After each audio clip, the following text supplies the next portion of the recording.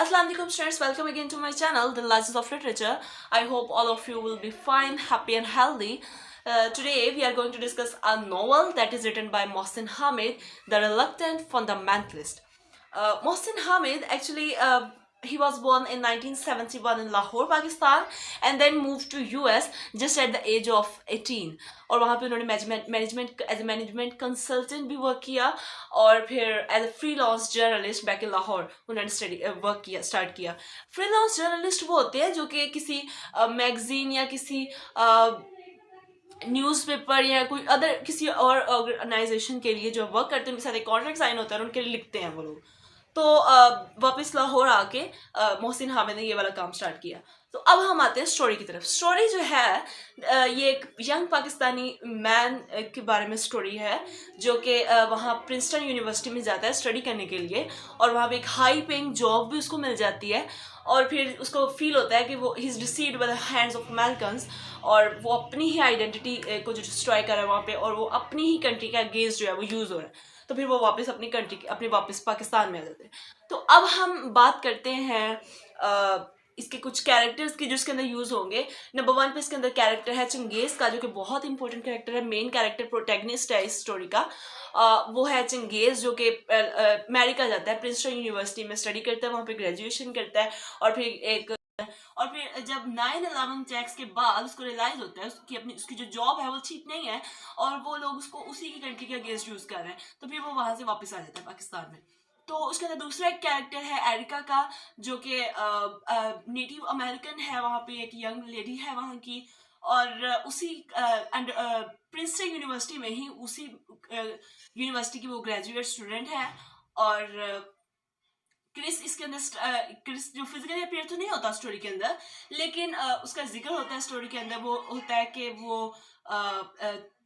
Areca का areca का ex boyfriend होता है जो कि बिकॉज ऑफ कैंसर उसकी डेथ हो चुकी होती है 1 ईयर बिफोर. तो वो फिजिकली अपियर नहीं होगा. लेकिन उसके बाद एक और कैरेक्टर इसके अंदर यूज होता है, वेटर का है कुछ कैरेक्टर आएगा और स्ट्रेंजर का या CIA एजेंट का जिससे चिंगेज जो है वो स्टोरी बताएगा. और उसके बाद एक कैरेक्टर इसके अंदर आएगा जिम का जो कि हाई लेवल एग्जेक्टिव है वहाँ पे और चंगेज के साथ ही वहाँ पे वर्क कर रहा है डेविड सैमसन कंपनी के अंदर. और एक और वेन राइट कैरेक्टर है जो कि नॉन वाइट है बिल्कुल चंगेज की तरह, लेकिन वो उस तरह से इफेक्ट नहीं होता जिस तरह से चंगेज इफेक्ट हो रहा है वहाँ पे अमेरिकन के. अब वापस हम स्टोरी की तरफ आते हैं कि चंगेज जो है एक स्ट्रेंजर को या CIA एजेंट को अपनी स्टोरी सुनाएगा. ठीक है, उसको इसने डिनर पे इनवाइट किया है. अब वहाँ पे उसको लाहौर में वहाँ बैठकर रेस्टोरेंट के अंदर उसको अपनी स्टोरी सुनाएगा. स्टोरी के अंदर वो बताता है कि वो प्रिंसटन यूनिवर्सिटी के अंदर उसको वहाँ पे उसको ग्रेजुएशन किया, उसको फुल स्कॉलरशिप भी मिली हुई थी. तो वो अपनी थोड़ी सी इंटेलिजेंस के बारे में बताता है.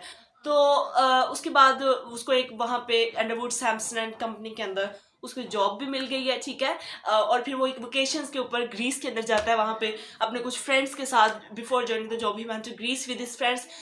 There he loved Erica who was one of his friends. वो एरिका के बारे में बताता है कि एरिका के साथ उसका थोड़ा सा बहुत गहरे रिलेशनशिप के अंदर जो है वो इन्वॉल्व हो गया था एरिका के साथ.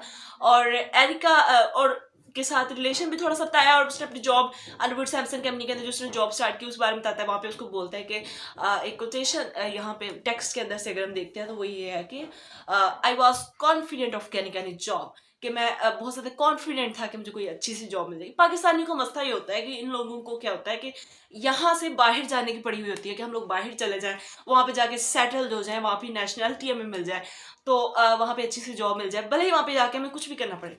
तो यहाँ पे वो उसको बताता है कि I was confident of getting any job. Erica के बारे में उसको थोड़ा सा बताया कि वो एरिका के साथ एक रिलेशनशिप इन्वॉल्व हुआ और एरिका जो थी वो स्टिल अभी भी अपने एक्स बॉयफ्रेंड की यादों में थोड़ा सा कोई नॉस्टैल्जिक है क्योंकि पास्ट की यादें जो है वो उसका पीछा नहीं छोड़ रही. वो क्रिस को अभी भी भूल नहीं पाई है. तो वो उसके साथ जब क्रिस एरिका के साथ बिल्कुल सॉरी जब चंगेज एरिका के साथ क्रिस की तरह बिहेव करता है तो वो उससे तब ही उसके साथ इन्वॉल्व हो पाती है.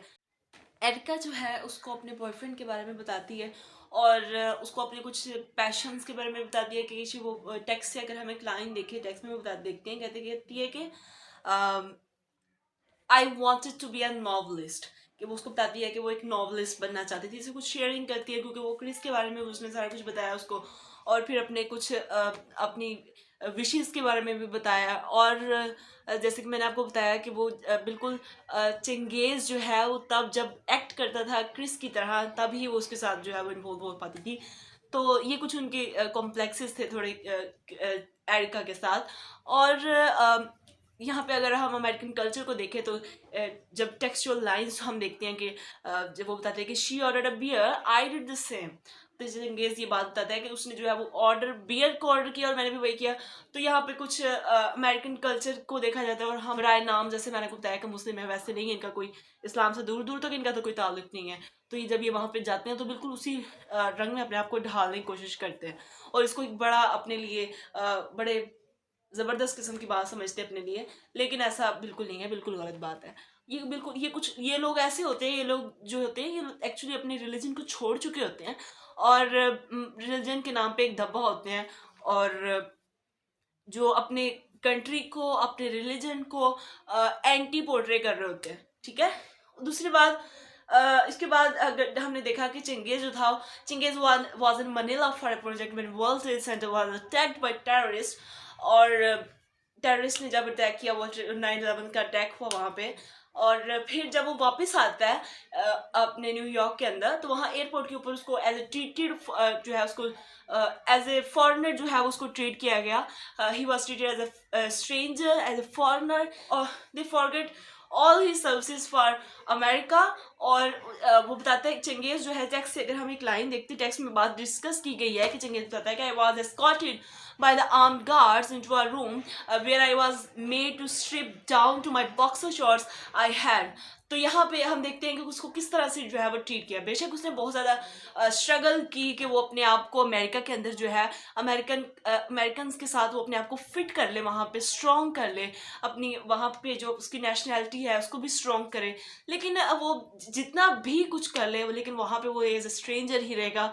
और वो लोग जो है उसको उन्होंने इसको एज ए टेररिस्ट जो है वो डील किया। जैसे हम देखते हैं कि बहुत सारी जो अब्रॉड जब आप जाते हैं तो जो लोगों ने थोड़ी सी दाढ़ी वगैरह रखी हुई होती है, वो लोग उसको एज ए ट्रू मुस्लिम या एज ए पाकिस्तानी डील नहीं करते, वो उसको एज ए टेररिस्ट जो है वो उसको फील करते हैं, एज ए टेररिस्ट उसको देखते हैं कि उन्होंने कुछ पर्सपेक्टिव जो है वो बनाए हुए होते हैं कि ये जो है जिन्होंने दाढ़ी वगैरह रखी होगी, ये लोग थोड़े से टेररिस्ट होंगे। ये एक्चुअली एक पूरी कंपेन चलती है, इसके पीछे भी एक पूरी हिस्ट्री है, एक बैकग्राउंड है कि ऐसा क्यों होता है। तो अब लेकिन हम लोग जो है वो अपने टॉपिक तक ही लिमिटेड रहेंगे।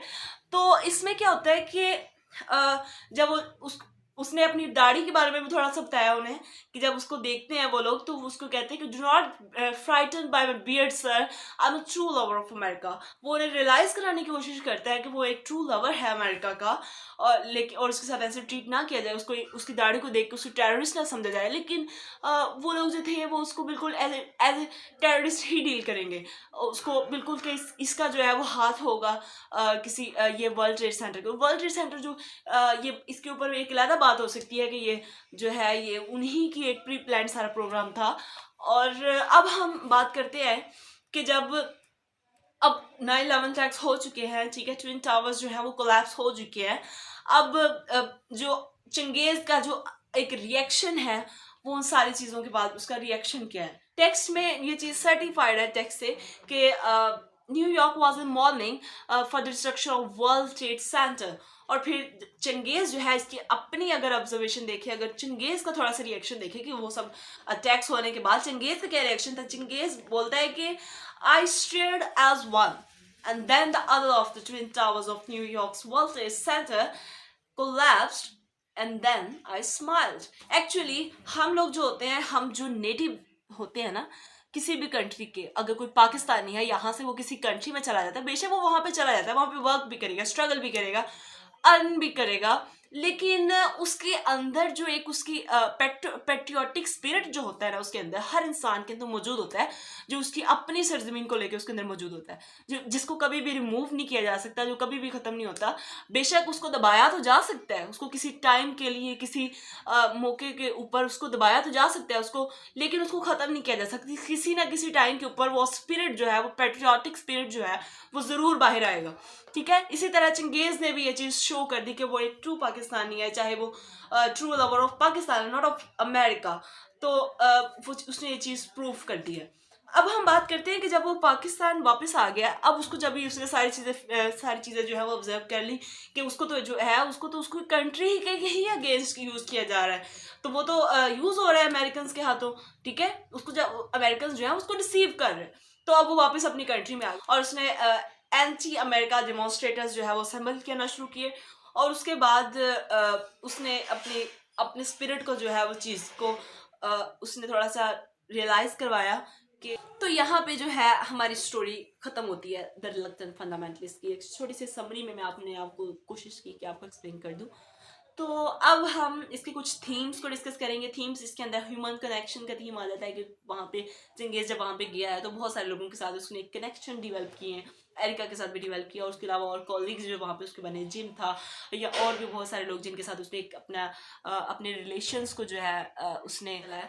तो ये उसने ह्यूमन कनेक्शन एक्चुअली डेवलप किया वहाँ पे। और अमेरिकन इम्पीरियलिज्म हमें देखने को मिलती है स्टोरी के अंदर कि अमेरिका जो था वो किस तरह से लोगों को जो है वो यूज़ कर रहे हैं, उन्हीं के कंट्री के लोगों को लेकर उन्हीं के अगेंस्ट जो है वो यूज़ किया जाता है।